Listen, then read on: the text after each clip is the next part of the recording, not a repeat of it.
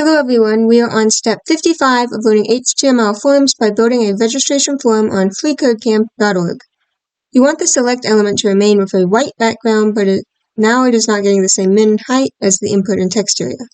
Move the min height property in value so that all three elements have the same min height value and the select element still has a white background.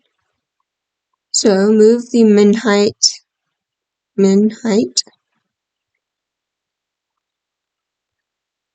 so that all three element types have it.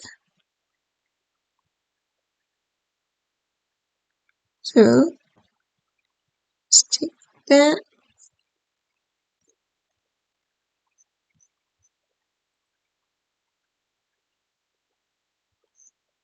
And we'll put that here.